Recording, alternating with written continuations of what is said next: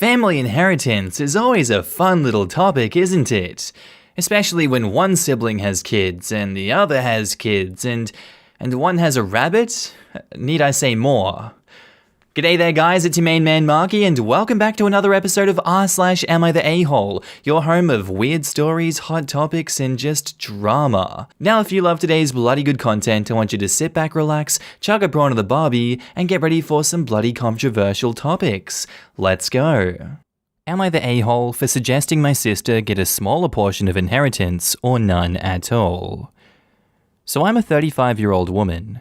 I have a younger brother, 23, James, and an older sister, 38, Jessie. Our father passed away due to an accident when we were small, and our mum raised us alone. We didn't struggle or anything. My father left a good-sized estate plus the insurance money. Recently, our mother had a health scare with cancer. It turned out to be benign, but she still wanted to make sure her affairs are in order. About a week ago, she sat us all down to tell us how she had divided her estate, our father's estate, and all inheritance. I was a bit outraged to hear Jessie was getting more than James and me. Jessie isn't married and doesn't have children. She has a rabbit. I have 4 kids and James has 2. I felt like we needed the money more than Jessie. Mum was even giving her the house. Jessie doesn't need that big house all to herself and rabbit. I told my mum how I felt and suggested that Jessie get less. James and I have kids, spouses, and more expenses than her. I have twins and she has a rabbit. I told Mum she shouldn't get the house and all that money. Instead of my suggestion, Mum put a clause in her will that states if my sister doesn't get married or have a child within a certain amount of time, she gets nothing. I felt like that was fair. Jessie has a small successful business, making jewelry. She doesn't need an inheritance. My mum told me I was being very disrespectful, and it was her business how she divided up everything. She said she left what she felt was fair to me, my sister, and my brother. I screamed at her that she was clearly playing favorites, and if she wants to see her grandkids again, she should reconsider her will. James didn't agree with everything, but he thought that Jessie shouldn't get our childhood home. It has more room for a family, not a single woman and a rabbit. I haven't spoken to my mum or Jessie since then. Our family members are saying that I need to respect our mum's choice, and my husband said to let it go. Am I the a-hole? For those of you saying my brother and I have constantly asked my mum for money, that's not true. My mum provided money for the kids and paid only for our wedding as gifts. We didn't ask for it. Any other exchanges were only emergencies, such as medical bills, or if we couldn't afford anything. She always told us we didn't have to pay this money back to her. It's her job as a mother to look after her children. Lastly, I spoke with my mother. I said she was free to see the kids, but I'm still not happy with this. She can set up trust funds for the kids or work them into the will or pay for college. Even suggested the house is put into all of our names instead of just Jessie's. If anything, I can just contest the will should the time come. My parents worked very hard to provide us with a good lifestyle, and it's only fair my children and my niece and nephew get to experience that too. Jess will be fine. I'm sorry none of you are privileged enough to understand. OP has offered the following explanation for why they think they might be the a-hole. I may be an a-hole because I suggested my older sister get a small portion or none of my mother's inheritance. I feel like it's not fair for a single woman to have all that money while I have kids to support. You just sound like a terrible person.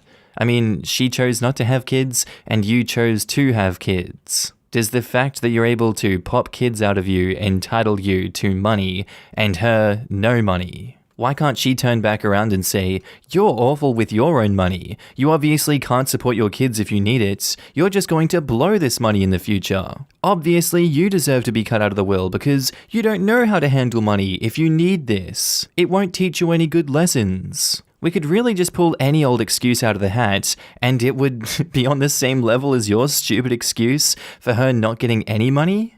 The fact you were able to get her to put a clause in there that will cut her out of the will should she not have kids or be married baffles me. You're the a-hole, please get a grip, OP. Now in the comments, Science Not Kids says, you're the a-hole, entitled and awful. You put the clause in her will that states if my sister doesn't get married or has children within a certain amount of time, she gets nothing. I felt that was fair. So awful. You chose to have kids. It's not your mum's responsibility to fix. Parents determining the will based on if you have kids or not is terrible. Maybe the mum was leaving Jessie everything because OP sounds like a horrendous entitled person. Jessie was probably a lot more supportive of her mother than OP was. Clearly, all OP cares about is money, and taking away the grandkids is just awful to both the mother and the kids. I think the mum has likely been supporting OP and the brother financially, while the sister has been independent. Just some speculation because of course OP would leave it out of the post if true. Her edit on that, plus the rest, is hilariously out of touch with reality. No, my mum didn't support us at all. Well, except for providing money for our kids and paying for our weddings. Oh, and medical stuff and buying things that we want as adults but can't afford, so just should bother getting, see? No support whatsoever. What do you mean that's support? No. That's what mums are required to do forever and ever and ever. What do you mean my sister counts too then? No. She's a lousy child-free loser who doesn't deserve anything. Only me. Oh, and maybe my brother. How do you not understand this? I mean, I'm privileged enough to understand it, so sucks to be you for not. OP lives in La La Land. She's so privileged she doesn't understand. Not us. Wow, entitled much? Super you're the a-hole. It's not your money. Extremely selfish to try to manipulate your mother into giving you what you want by holding the grandkids over her head. You mentioned the rabbit like 10 times. How bitter are you about your life, ma'am? Get over yourself. Not a very bun-knee person. I feel like there is a hair of resentment by OP. OP's sis didn't need to F like rabbits to get some sort of inheritance. How did you not go with inheritance? I haven't been this disappointed in a long time. Our next post is by user GoGoShujin, titled, Am I the a-hole for not calling my husband my honored husband in front of his parents? So I'm a 28-year-old woman and have been married to my husband, a 32-year-old man, since 2018. My husband is ethnically Japanese and a second-generation American. His parents are from Osaka. He sort of half speaks Japanese, mostly sentences he's memorized in greetings, and his parents speak great English. On the other hand, I lived in Japan for 3 years, so I'm conversationally pretty good. I've studied hard to get to the level that I'm at, and I've passed level 2 of the Japanese language proficiency test. Not great, but not bad. Lately, my husband is super into me calling him Go Shujin-sama, which can be translated to my honored husband. It is extremely unusual to call your own husband this, as it's usually reserved for other people's husbands as a respectful term. But it's kind of an anime/Japanese geek culture thing. I was okay with it in private because it makes him happy. Last week, we went to his parents' house for dinner, and on the way over, he asked if I could call him Go Shujin-sama all evening. I immediately shot his idea down with a firm no, because that would be super embarrassing. His parents are native Japanese speakers in their 60s. I'm not going to subject them to what you'd pay a waitress in a maid cafe $20 for a cup of coffee to call you. And to be honest, I don't think my husband really gets how the phrase is properly used, despite his insistence. He kept trying to convince me, reminding me that he's Japanese and knows what is proper, despite the fact that I speak better Japanese than him, but I was having none of it. I just shut down and tuned him out. We got there, and sometime into the night, I called his name to ask if he wanted a drink. Despite him being in hearing range, he ignored me. I said it again, and this time he looked at me, gave me this pleading shrug, and then turned back to the TV. I didn't get him a drink and just got one myself. A while later, I said his name again, and he audibly sighed. He told me that he wanted me to call him what I call him at home, to which I responded I would most certainly not be calling him what I call him at home. This was all in front of his parents, by the way. On the car drive home, I told him that I wasn't going to call him Go Shujin-sama anymore because he can't draw the line between fun, playful couple stuff and his parents. He has sulked for the past week, and I don't even know what to do. Normally I would not even consider the possibility that I was wrong here, but he's normally a very rational, reasonable, and respectful person. I feel like I'm being gaslit, and I don't know what to do. I'm sure you could have easily bit the bullet and done what he liked you to do, but that's embarrassing in front of his parents. If it's not something that's normal with you guys, and it's outside of the bounds of what you're comfortable with, you shouldn't be pressured by him into doing it. That's just not acceptable. He should know not to continue pushing the issue, yet he does it, and he continues to make you feel bad and guilt trip you about it. That's not supportive, normal couple stuff.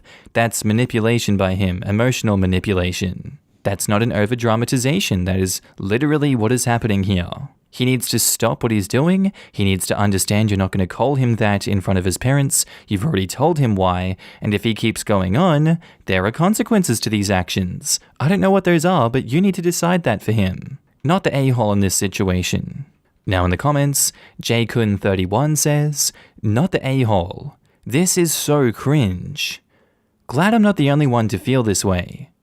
Yeah, I read the title and thought, okay, well, if they really are that traditional, then as long as the honoring goes both ways, you could probably put up with it for a night. But then you actually read it and, oh my god, the longer you go, the worse it gets. I'm honestly in awe of how cringe that guy is. The more traditional they are, the more cringe this is. You never, ever, ever refer to your own family using the go honorific. And as for Sama, does he think he's some sort of noble scion back in the Edo period? Exactly. His ignorance of not only the language, but the ignorance of the many cultural reasons why the language works that way makes it so much worse. Not the a-hole. If his parents are from Osaka, the best way to call him, when speaking to him, is anta. In the third person, dana or otto is fine, but just using his effing name is the most normal. No san or kun. Maybe chan if his name is shortened or short.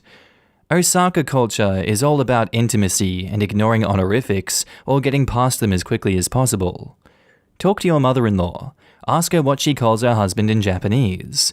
My guess is it's anta or omae, or oton or oto-chan. Anything sama is super weird for your own husband in this day and age, and his parents' day and age too for that matter. Does this clown even speak Japanese? Seriously, this is weird. And I don't think any of these should be used if they're talking in English. She should start only talking to him in Japanese, forcing him to struggle with his language. Not the a-hole. That sounds more like a kink, and I understand why it would be embarrassing. I'm not about to go to my in-laws and call my husband daddy to them all night. Maybe OP should explain to hubby that kinks are not to be shared with one's parents, unless it's the extremely rare case that the kink involves said parents, in which case said kink should never be discussed with anyone outside the family. What the hell? Our next post is by user Demiak, titled, "Am I the a-hole for getting mad at my girlfriend who refuses to watch anything with child stars, which really limits what we can watch?" So my girlfriend is the type who'll really make choices in her life based on her beliefs. She became vegan, she quit a job over ethical concerns, she sold her car to get a bike, etc. She buys nearly nothing new, only second-hand or homemade. This is something I always admired about her, but recently we had an argument about a new choice of hers, which I kind of understand, but it's also kind of frustrating. She decided to stop watching any media with child stars or child actors in it, including reality TV, family YouTubers, or any YouTubers that have their kids in their videos, and fictional movies and TV. She said it was because that industry is too exploitative and puts the kids in the public eye and under so much attention for the rest of their life, and they aren't developmentally prepared to understand what they're getting into, if they even were given a choice at all. And that just like we shouldn't let a 5-year-old decide to go into a factory because they want to play at being a grown-up, or let a 10-year-old drive because they want to be a trucker when they grow up, we shouldn't let kids decide to start a career in acting. I get it. I know some of the stories coming out of Hollywood are really bad. But I felt frustrated because one of the big things we do together, especially recently when everyone had been stuck at home, is chill at home and watch TV or movies together. And you don't really realize how much media has kids in it. She drew the line at significant character roles. So if there are extras or a kid in a shot who isn't a meaningful or recurring character, that's fine. But if they're playing a character, she gets put off immediately and doesn't want to keep watching. It was also frustrating when we wanted to host some backyard movie nights with a projector. She wasn't interested in joining any of the stuff the group wanted to watch when that used to be something social that we all used to do together. I got so frustrated with her that I told her that she was overreacting, that it was stupid of her to put her feelings about kids who were ending up with sometimes millions of dollars over stuff like her relationship or social life. And that sometimes I and our friends just want to watch a movie and not think about how its making might be problematic. She got upset with me for this stupid comment and said that she just didn't want to see that crap anymore. I could if I wanted, but all she wanted was to not watch something that disgusted her without being made to feel stupid. I feel kinda bad because she isn't telling me or my friends they have to do the same. She's just making a choice for herself. But I also feel upset because that choice for herself is affecting our friendship and social life. Am I the a-hole for getting upset with my girlfriend because she wants to stop watching media with child stars? I think it's a case of it may be frustrating, yes, but you need to understand that if she doesn't want to, she doesn't have to, and you don't have the right to get upset with her over it. Yeah, it screws over your social life a little bit. It used to be something that she did before, but people change. There is nothing wrong with people changing and wanting to avoid certain things, such as watching media with child stars. That's a perfectly acceptable thing. You just have to accept it and navigate that. You did make a stupid comment to her, and I think you need to accept that instead of trying to find a reason that she's wrong, because there isn't one. You want justification for your own frustrations, and you're not going to get that from us. I feel like you need to work on yourself here. You're the a-hole. Now in the comments, Evening Jellyfish 1 says, "Soft, you're the a-hole.